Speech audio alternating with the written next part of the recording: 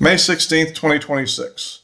Well, we have Trump back safely from China, so everything turned out okay on that trip in that sense. And um, I don't think a lot was accomplished, but then I don't think a lot was expected. I think this was more of a trip to be kind of to get to kind of check what everybody's thinking about right now. Because I mean, after all, the Chinese are an ally of Iran. We're at least nominally so, that we're now fighting. And so it looks to me like, that it was probably interesting to check up with each other and see what people's attitudes were and maybe get a sense of, what might be happening. There is a mutual interest that both sides have in a way to um, get the Strait of Hormuz open because like 40% of the Chinese oil comes from through there, and about I guess a quarter of it comes from Iran, and the rest of it comes from, let's say, the U.S. friendly Arab states, if we want to call them that.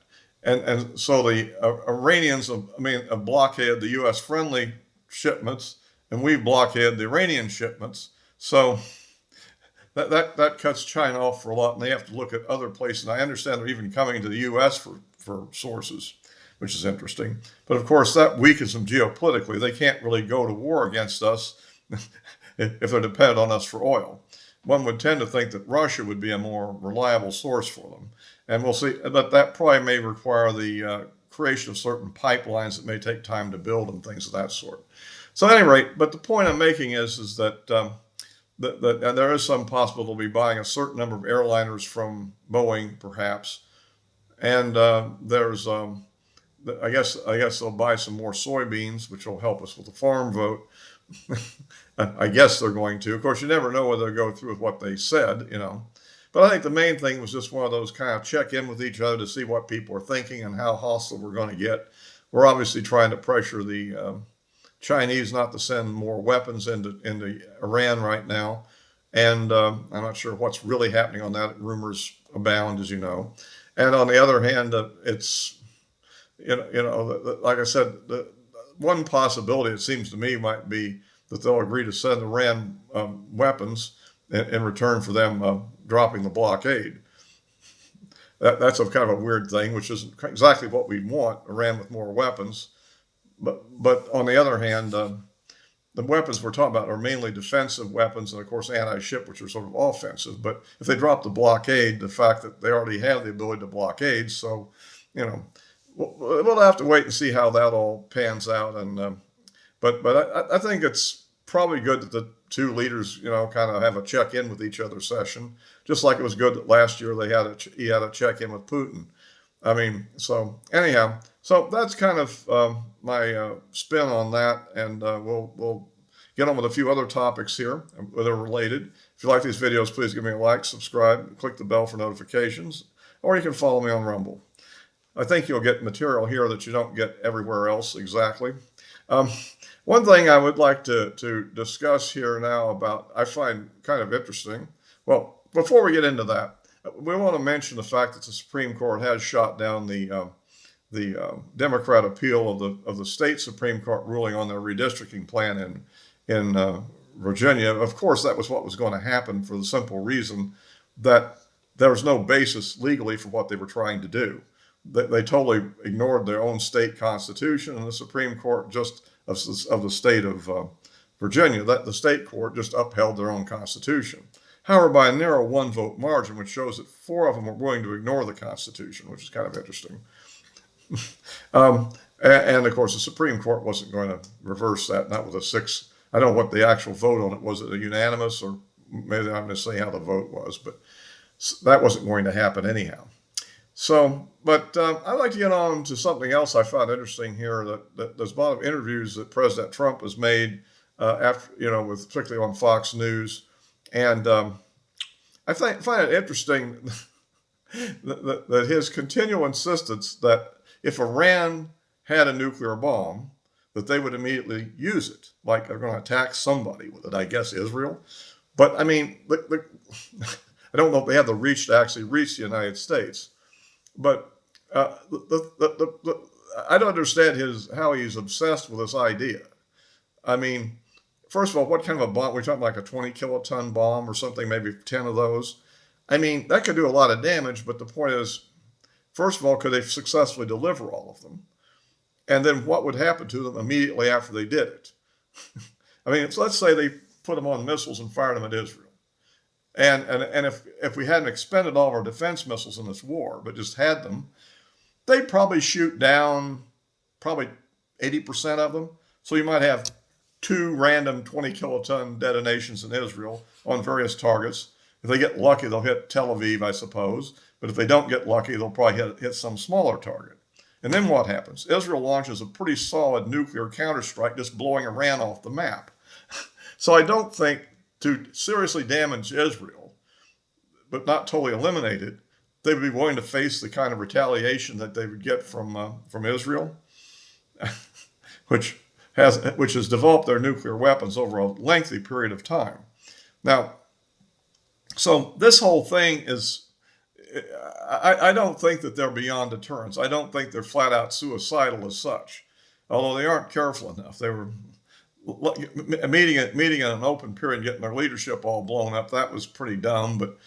Again, I don't tend to think now. Let's give them the benefit of the doubt. Okay, then there's another country which is under attack right now by the NATO alliance effectively, because we're providing the targeting data. Our satellites are providing the guidance, if you will, to guide these drones into blowing up these Russian oil refineries and other military factories inside of Russia, right? I mean, without our assistance, without NATO countries' components that are deliberately knowingly being shipped for this purpose, this couldn't be possible. There'd be very few of these attacks by Ukraine's own capability. And Russia already has a lot more nuclear weapons than Iran would ever have, right? A lot bigger ones, a lot better ones, and the delivery system to get there. And there's been no nuclear response at all. And so what I'm getting at is, I think the idea that if they had a bomb, you couldn't launch conventional attacks against them seems to be a little bit wrong, because we're launching conventional attacks on Russia all the time here through our proxy, and they're not even using nukes against the proxy yet. However, if this goes too far, it is possible that will happen, and that's another topic for perhaps another discussion. That is, if Russia were to really see themselves actually losing, what they would do then. I don't think they see themselves losing yet, which is another point. And also, if Putin loses power, we can't guarantee the replacement of Putin will be a more moderate, more Western democracy-oriented individual. It might be a stronger hardliner. And if that happens, who knows what happens? That could be a disaster. So at any rate, I digress. But I'm just saying, to me, the whole rationalization for this whole conflict was really not too well thought out when you consider that we'd already won the thing last June. And what we'd won back then was we destroyed the potential for Iran having a nuclear arsenal, not a few bombs, but an ongoing arsenal to be built year by year, more delivery systems, maybe intercontinental delivery system, and then become a nuclear power, something on the order of what North Korea is. That was a real risk we were facing here, I think.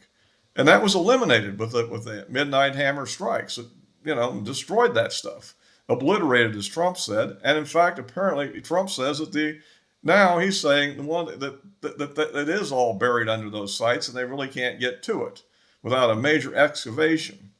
So we're sitting there demanding they do something they really can't do, as I've been pointing out before. And meanwhile, the real thing we need to get the Strait of Hormuz open and the war over with. I don't see, at this point, I'm not sure exactly what we think we're doing. I guess we're still hoping the regime will fall. I mean, and meanwhile, the Democrats are potentially going to win control of Congress, even with all the redistricting.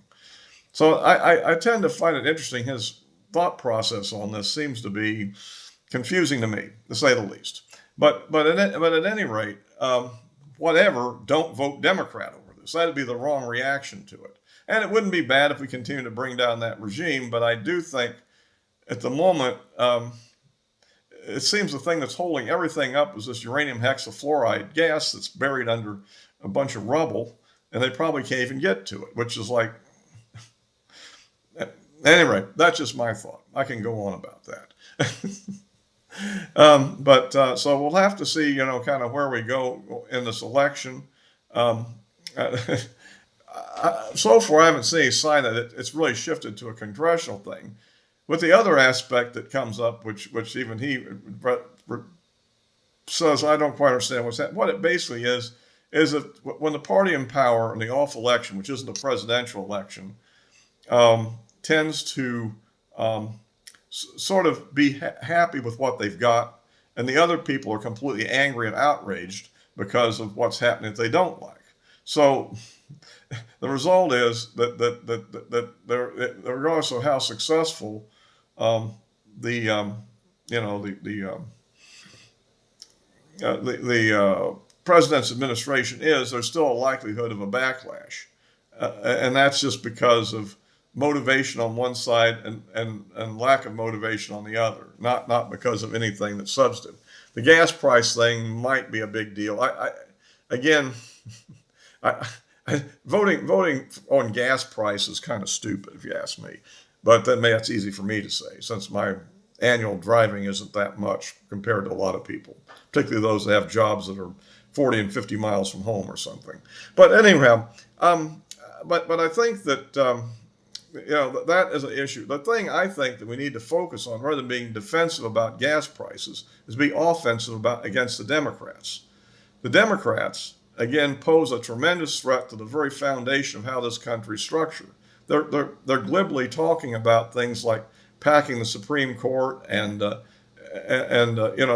probably legalizing all these illegal aliens in the country, or most of them, and other things of that sort. Probably actually banning voter ID rather than, in other words, make it that no state has a right to insist on voter ID, not the other way around, which we want. I'm just illustrating that the kind of things they're doing, and we should be talking about that. And then we're saying, like, if we could pass this Save America Act, it would save America, but it probably wouldn't change much of anything, as I point out, because I don't think that much of the vote is actually illegal aliens voting. There are certainly some illegal aliens vote in a hair-tight election. It can decide the outcome, just like our redistricting can help us get more seats. But both of them are at the margins. I think that redistricting is actually a more powerful issue than actually the number of illegal aliens that are actually voting. It's just my opinion. I think there is fraud. It certainly happens. By the way, most of the ones that get caught are Republicans. But what they're doing is they're registering in two separate states and voting in both, because they usually don't take the registration off when you move from one state to the other or something like that. And so they get caught because it's all on paper. It's trivial, a handful of people. Whereas the Democrat voting is all in one state, and it's not nearly as traceable or definable, and it's hard to prove what's going on, and so they get by with it. That's the kind of the fact. But at any rate, I'm the argument we should end we're saying we should end the filibuster. The one thing we should be absolutely fighting for is keeping the filibuster. It's crazy. Right now, there's a bill that's passed the House that probably would pass the Senate without the filibuster, which is going to keep all these Haitians that are on a temporary basis here basically for another 2 years and another 2 years and essentially permanent, and other things like that. I could imagine certain gun control bills passing a Republican-controlled Congress. Now, maybe Trump would veto them. In that case, that would probably work. But I still find out the idea of getting rid of the filibuster is not necessarily the best thing, and I think it's really good to have major laws that have more of a consensus behind them. But at any rate, on the other hand, things are getting so confrontational that it probably is a futile issue I'm raising here. I mean, but I don't think we should be saying this or taking that position. But anyhow, but on the other hand, that's just my take on it. By and large, as I say, I voted for Trump all 3 times, and I'd do it again. Given a choice between Biden or Kamala Harris or even Hillary Clinton, and we got to be kidding. Although Hillary Clinton of the 3 Democrats is probably the best of the 3. I know most people don't think that, but she actually wasn't, at least back in 2016, quite as irrational.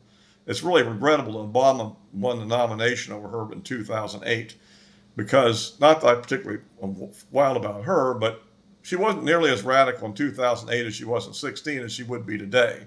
And that would have prevented the Obama type thing from growing like it did, I think. Obama did a lot of destruction behind the scenes just by changing the tone, I think. and the Democratic Party. Because someday the Democrat Party is going to get control of the government again, and almost certainly. And when it does, it's going to be a disaster. I've been emphasizing that before, and I don't see any way to prevent it. I mean, just given the way the elections are, I mean, hopefully we can stop them from getting it in 2029, but we might not. I'm sort of afraid we won't, but we'll see. So anyway, that's kind of what I think for now. By the way, people need to interpret this the right way. I'm just giving my own views on how I think things ought to be handled and a few minor objections I have, you might say. So, all right, as always, I'll be posting this on YouTube and Rumble, and the addresses of my social media accounts are in the description below. So all for this time.